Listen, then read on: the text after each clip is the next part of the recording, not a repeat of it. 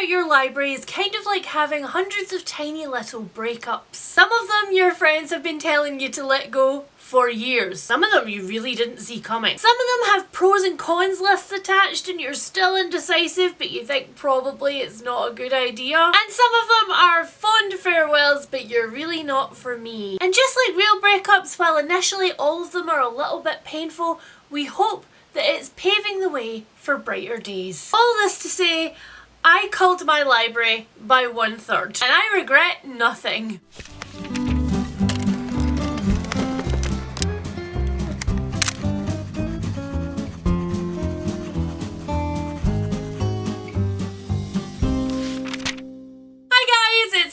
And welcome back to another video. Let's all ignore the fact that instead of sitting on my extremely comfy chair, I am sitting on an IKEA stool. Because this is sitting on my extremely comfy chair. Mummy loves you. And as you'll probably already have gathered, this video is a little bit of a different one for me. I've done salty unhauls before, but to this, salty unhauls are kind of like the little thing of table salt that you have. You know, like maybe in a seasonal little ghost or a mushroom shaker. This unhaul is more kind of like fresh mined rock salt before it gets ground down and sold commercially. This video is in fact so salty that I've had to bring in reinforcements. Oh, but don't mistake this for hydration, guys. This is just culture. Because instead of just bringing you a list of the books that I've unhauled and why, I'm going to tell you how I managed to cut down my entire library collection by a little under 500 books and still not have that many gaps and still have most of my sanity intact. But don't worry, I'm still going to talk about specific things that I didn't like about specific books because this wouldn't be an unhaul video without me telling you my opinions. To help us a little bit with the numbers in this video today, I would like to introduce you to today's sponsors, Brilliant. Brilliant is a website and app where you can learn computer science, statistics and maths all from the comfort of your home. Hopefully from a more comfortable chair than the one that I'm currently on. Brilliant uses the principles of active learning. It wants you to problem solve in the moment. You will learn essentially by doing. Each of their unit brings you a bunch of problems with eye-catching graphics and sliders and lots of different mechanisms for you to engage with it. Meaning it uses all of the different parts of your brain to code this principle into your DNA. That makes it easier to learn and harder to forget and so much fun to build on. Brilliant add new lessons every single month, and so no matter what level of knowledge you come to their amazing platform with, they're going to be able to challenge you in a way that keeps you coming back for more every single day. And I never expected maths to be my new hyperfixation. So if you too have a bookish collection that you would like to analyse and find out statistics about, then join me on Brilliant today. To try everything that Brilliant has to offer free for 30 days, follow my link below at brilliant.org/literary diversions. The first 200 of you to click on my link will get 20% off Brilliant's annual premium subscription. So we can all be smarter together. But quite honestly, much like I have 1/3'd my library, numbers are really only 1/3 of the reason why I did that. I have realised over the last few years that for me, that lovely maxim in our book community about book collecting and book reading being two totally different hobbies is very, very true. And let's be clear, most of the time I think that's totally fine. As far as I'm concerned, however you want to manage your collection is good with me. If you are a person who thrives on special editions and wants their entire library to be beautiful and foiled, have at it. If you're a reader who likes their entire collection to consist of paperbacks that look well read, where you've dog-eared corners and taken notes in the margin and the spines look beat up, then go for your life. If your collection is absolutely nothing to do with the aesthetics of it, but is actually to do with how big your working TBR is versus how big your read stack is,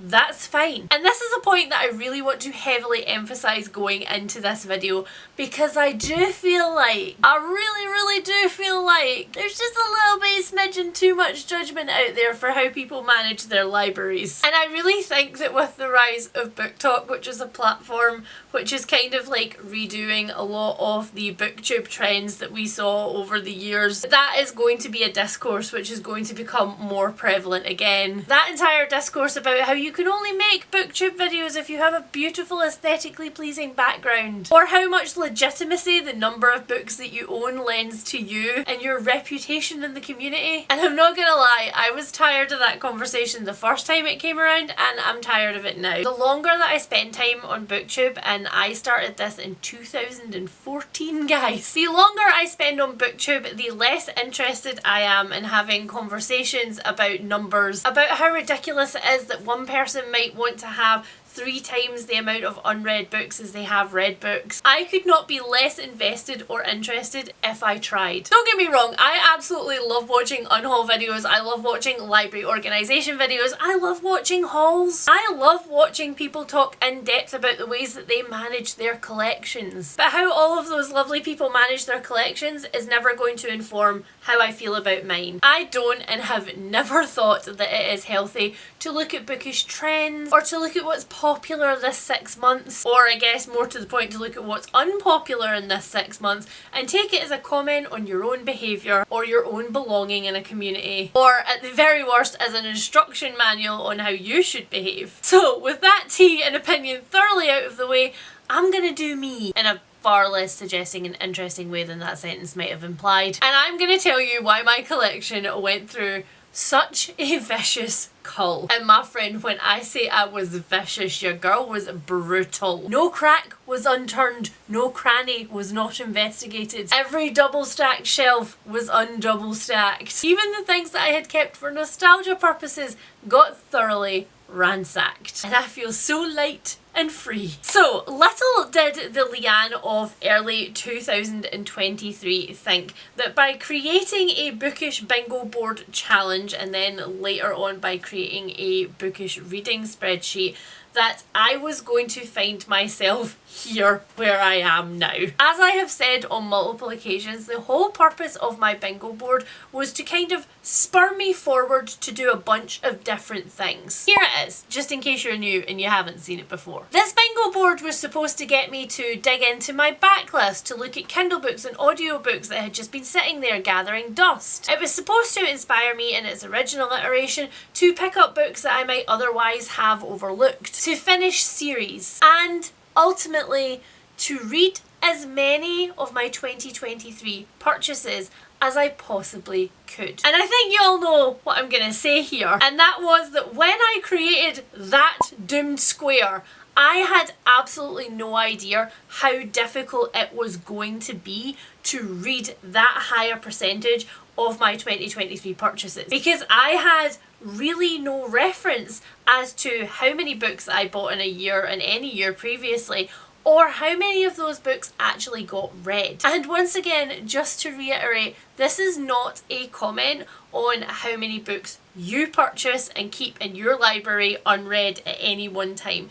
It is only a comment on the amount of books that I had. And wowza, putting it down in numbers was a doozy. There is nothing like seeing your numbers as a percentage, a number which is much easier for me personally to visualize, to light a fire under your arse. I have been reading so much so quickly. I am right now at 66, 67, somewhere around that books for the year. I am well on the way to my 104 books reading goal for this year, and yet I still feel like I have not made a dent in that number. And granted, that number is completely arbitrary. I picked it out of thin air thinking it's going to be challenging but not too challenging, and now I realise halfway through the year that it's probably not possible. I'm probably not going to hit this year. I'm going to try my freaking hardest, but I'm still probably not going to manage to do this square this year, which made me kind of dig further into the numbers of my library in general. It had been a long time since I had physically categorised the number of books in my house. And while we're talking numbers, let's have a look at them. After my cull, here are the number of books that currently exist in my house. And that number to date is made up of everything. I'm talking novels, graphic novels, kids' picture books, art books, special editions, scruffy paperbacks, everything. That is a whole number of everything that exists in my house. And just for everybody's amusement, let's break that down even further. Here are the number of paperbacks and hardbacks. Here is that number broken down by genre. Now it's rough genre because we all know that some books fall into more than one. So this is a representation of where I have those books shelved in my library, of what parts of my collection I would consider them to belong to. But let us add 1/3 more to that number, shall we? And here is the number that I started with. That is the number of books that existed in my library before I started this cull. Now, numbers as represented like this don't necessarily mean very much to me. I have never been a reader who has been like, oh no, my TBR is over 30 books, how will I cope? I feel panic. I am a reader who likes my library to be like a library.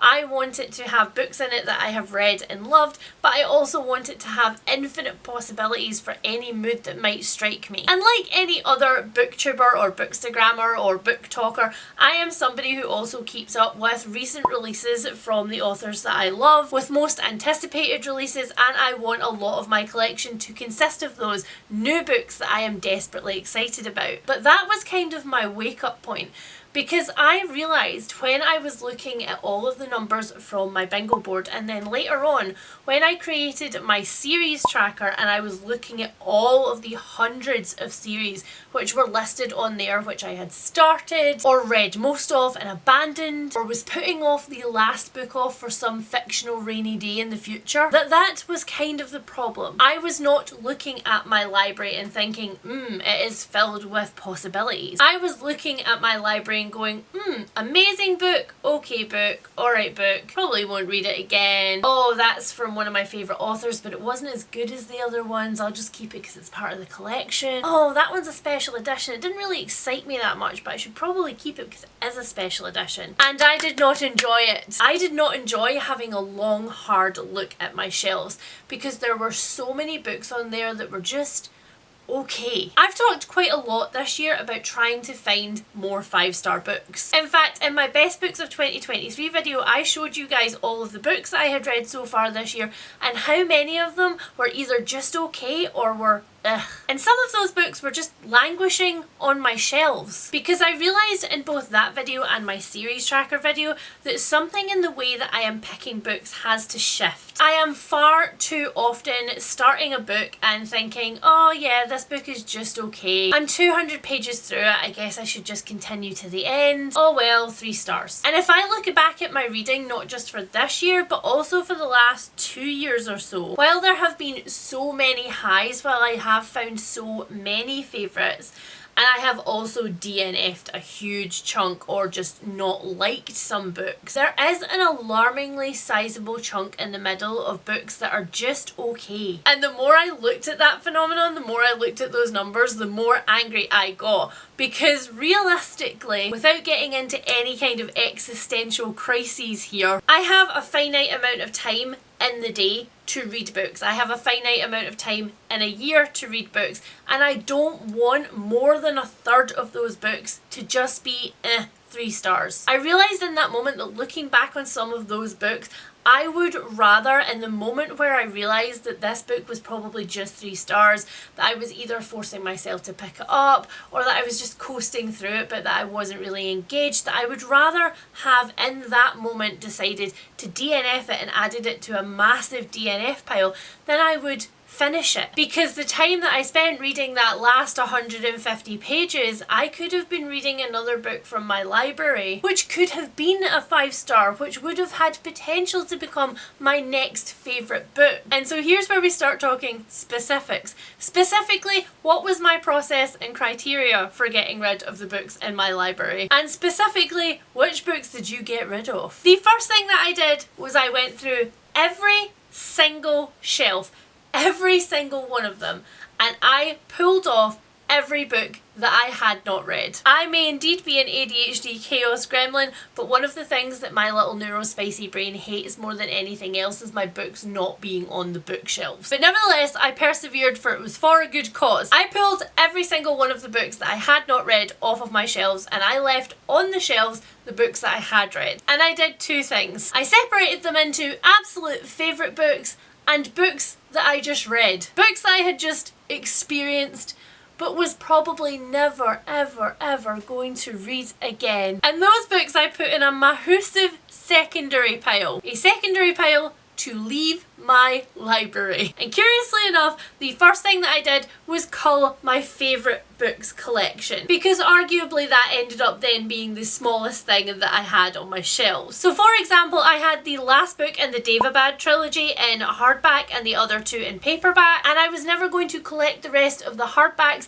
and the hardback was huge and it was taking up a lot of space. So it went, and eventually I replaced it with a much smaller paperback. Conversely, on the other side of that, I had the very first Poppy War book in hardback, but I had the other two in paperbacks. And I decided that it was worth for me getting the second two books in the hardback forms, and so I got rid of the paperbacks. Another area where I culled some duplicate copies were when I had signed and unsigned versions of the same book, or slightly different versions of the same book. And realistically, although those books are my favourite books, they are not in that magical category of books of which I want to collect every edition ever published. So for example, I got rid of my unsigned copy of Nine Liars by Maureen Johnson. I got rid of my unsigned and very heavily read version of Lore Olympus, the first volume. And I got rid of a signed copy of Silver Nitrate by Sylvia Morena Garcia in the original version, because I much preferred the version that came in the Illumicrate box with the all silver cover. And by doing this, my favourite books collection went beep beep beep beep beep beep beep beep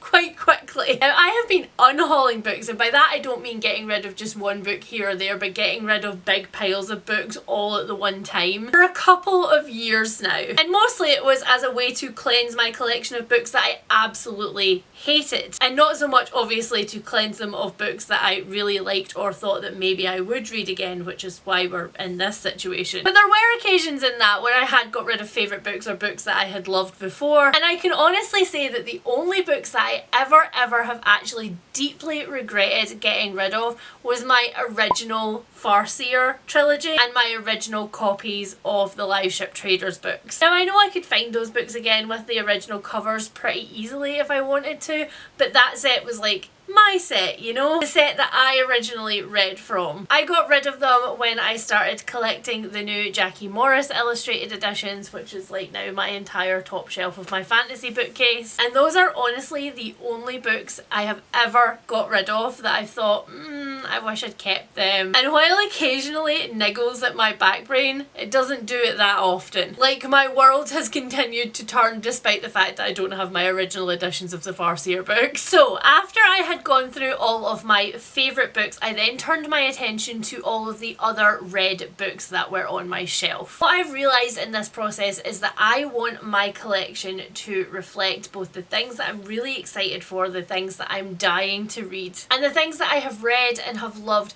but do actually intend to read again. And this was a bit of a mind teaser for me, because I have said in the past that I don't keep books I don't intend to read again.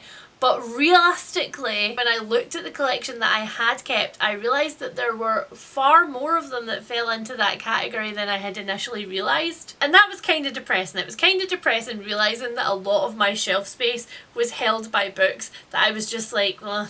And so my won't read them again unhaul pile was born. Now, there were a bunch of books in the corner of my library which did need to actually just leave. Those books included, but were not limited to, A Discovery of Witches by Deborah Harkness. I absolutely loved the first book in this series. Like, dearly devoted to it, could see it becoming a new favourite series of mine. However, when I picked up the second book in the series, Shadow of Night, my joy was knocked over like it was on a coconut shy and it was prime real estate for a big teddy. There is a sentence in the second book in this series that I will just never be able to unsee. It will never leave my head. It will never not be so incredibly gross and a little bit creepy. And also, this series quite famously includes time travel, which was something that I didn't expect. There's not a problem with the book, everybody else knew it, I just didn't. And book 2 heavily deals with that, and I just did not care. Next up, I got rid of Advanced Love by Ari Cohen, which was a book that I bought for Harry a few Christmases ago. This is a book put together by a photographer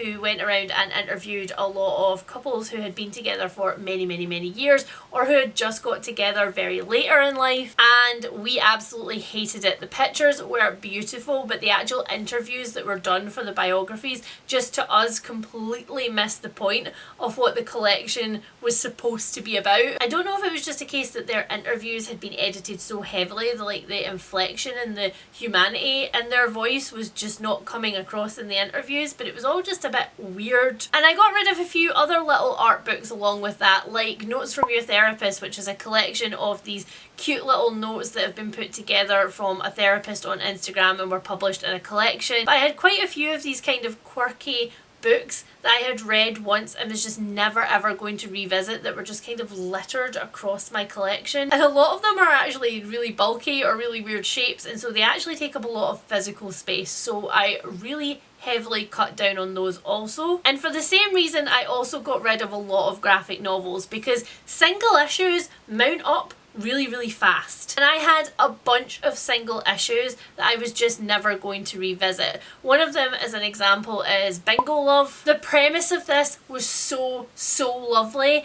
The actual artwork for this was so lovely, and up until 2/3 of the way through, I think I was really enjoying it, and then a thing happens and I immediately felt really manipulated. I felt like it was another case of being told what I was supposed to feel, and I felt like it was another case of a book which purported to be about queer joy and actually ended up being about the removal of queer joy, and that like bittersweet thing of having had queer joy at some point in your life but not ever being able to like keep it forever. Similarly, after going through my reading tracker spreadsheet, I got rid of things like Alex and Ada volume 1 and 2 because I was never going to complete that series. And speaking of series that I wasn't going to finish, I got rid of all of the Rivers of London graphic novels. Now, I've spoken about this a few times before, but just in case you don't know, Rivers of London was one of my favourite urban fantasy series. I followed it from the beginning. I have always been obsessed with it. I've always recommended it. And then somewhere around about book 6 or 7, Ben Aaronovitch started also publishing these graphic novels, which were supposed to be like little snapshot stories, things that had happened to the characters in the past that had been referenced in the novels, but you were getting fuller versions of them. And because of that, I was very excited for them. I didn't love the artwork, but I can deal with that, you know, like I could get past that. However, as soon as the graphic novels started appearing, they started appearing at a very fast rate, like really rapidly. And then they made their way into the novels. So there were a couple of books in the series, mention of something which I was like, wait, where did that happen? And it took me such a long time, but eventually I was like, oh, that happened in a comic. That didn't happen in the books. And it really annoys me for a bunch of different reasons, but one of those reasons primarily is that just makes these graphic novels look like a cash grab. Like, they're referenced in the actual books that you're buying, but in order to get the full backstory of the books that you're buying, you also have to buy the much higher price comic books, which come out much more often than the novels do. But it also annoys me from an accessibility point of view because, for example, Lovely Spouse Harry exclusively listens to the books that he reads on audiobook, and this was also one of his favourite series, but he is never ever going to pick up the graphic novels. So he's now invested himself in a series which is now like 8 books deep,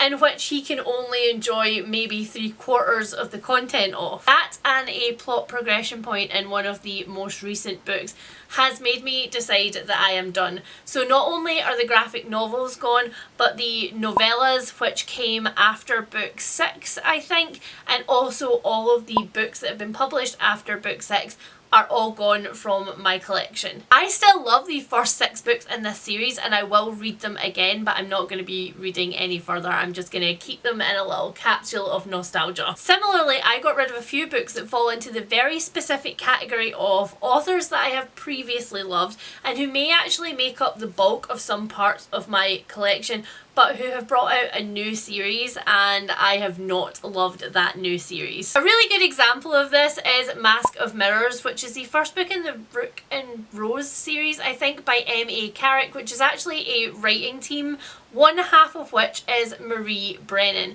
Now, Marie Brennan wrote the Lady Trent books, which you guys know that I am absolutely dearly devoted to. I absolutely adore them, and when I found out that she was writing this, I was so excited, because the Lady Trent books are very much like Austen's England, but in a different fantastical historical setting with dragons, and they kind of keep the sensibilities of that time about them. But this series promised that it was going to be much more adult fantasy, so there's probably going to be some like steamy scenes, violent scenes, some actual swearing, and unfortunately it just completely fell short for me. It's a heist slash conman novel, and because of that, each of the characters all had like many different names and many different guises, and it was really hard to keep track of who was who and what they were involved in and what plots were layering on each other. I really kind of felt the hand of the authors quite strongly manoeuvring people around the board, and I didn't like it. And on top of that, the setting is based on medieval Venice, which I just really didn't care about, so this one went. And similarly, the Fractured Fables novellas by Alex E. Harrow went. It is a Sleeping Beauty retelling, and I really loved it. But then the second book came out and I read it and I was like, girl, I really felt like they had said please write another novella in this series, and Alex E. Harrow wasn't really sure what to do with it, and so we ended up with this. But it was so bad in comparison that it kind of ended up tainting the entire series for me, and I couldn't stop thinking about it, and so both of them went because I was like, I'm never gonna read that again. And then there were other books in there, once again by authors that I absolutely loved, but that I really realistically thought I should get rid of this. For example, that included Invisible Girl by Lisa Jewell. At the point that I got rid of this one, I had an intact collection of all of Lisa Jewell's thriller books. So everything after she started writing contemporary mysteries into the present, the only thing that I did not have was The Family Remains, which was her most recent one at the time, which the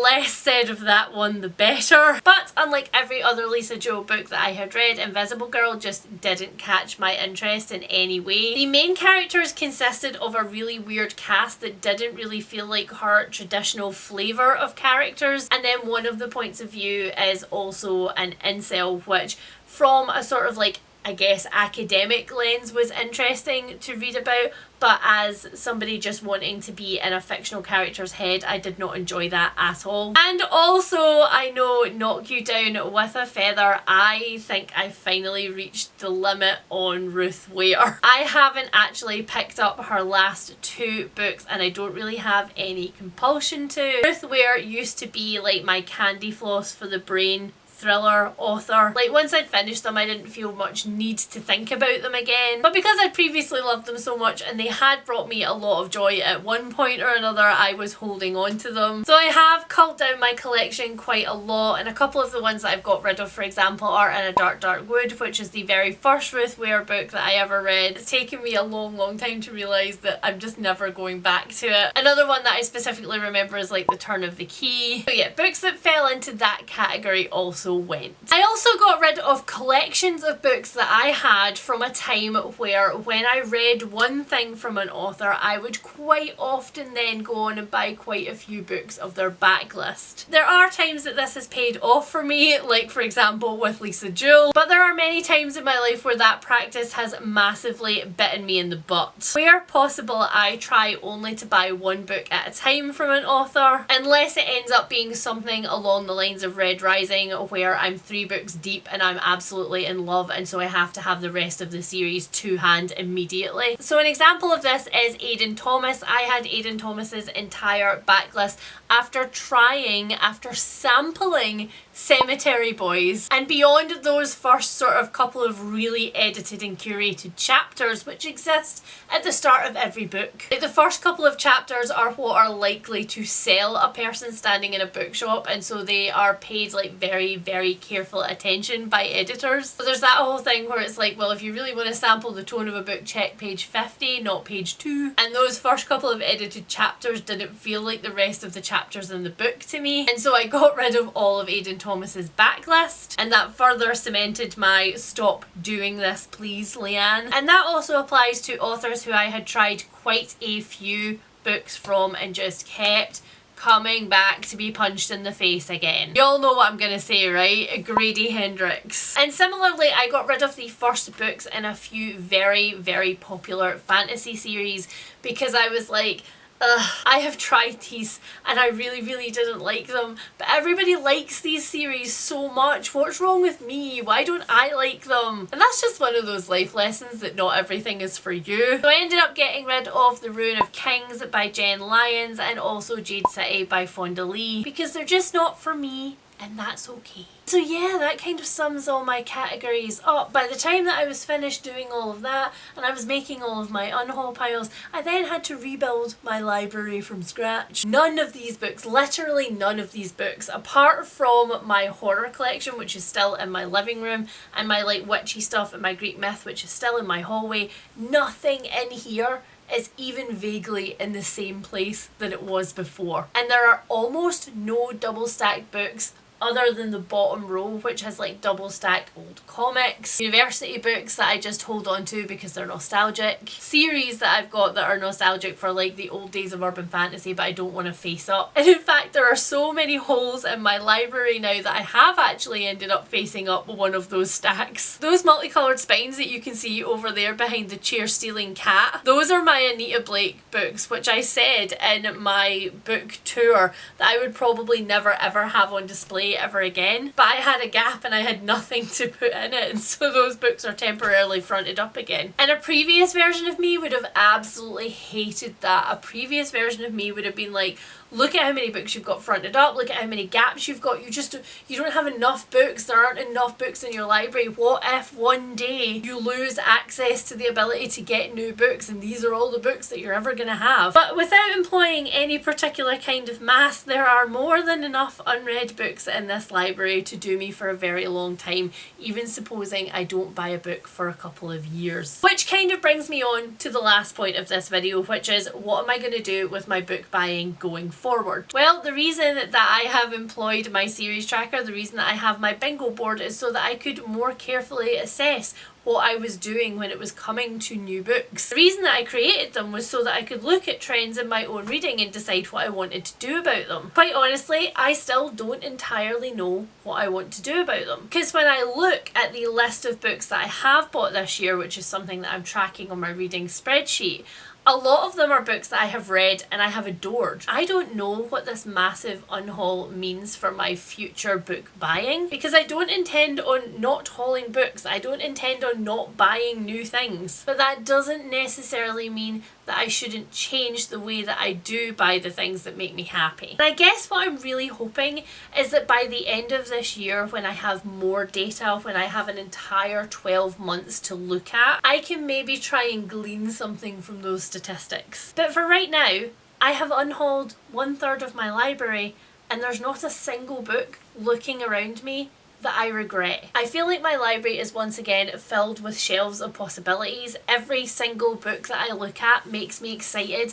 Every single book that I look at makes me think, oh, I want to read you right now. And that includes old favourites. That includes my very, very favourite books. I now look at them mixed in with all of these new possibilities and I'm like, oh, you're due for a reread. And I guess that maybe that's the most important takeaway from this.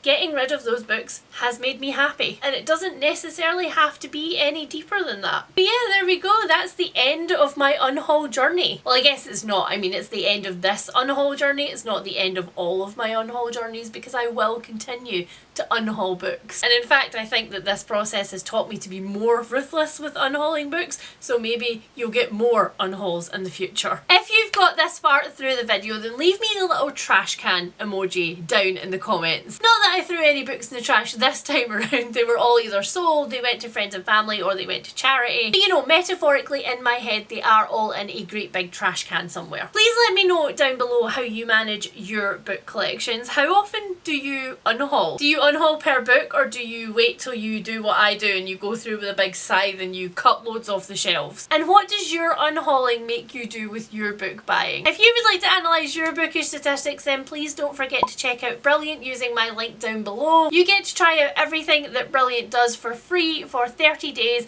and the first 200 people to click on my link will get 20% off a premium annual membership. If you are new to the channel and you want to stick around and see what happens to my book buying by the end of the year, then please hit that subscribe button. And if you have enjoyed this video, then please hit that thumbs up because it really does help my channel. And I'll speak to you guys soon. Bye!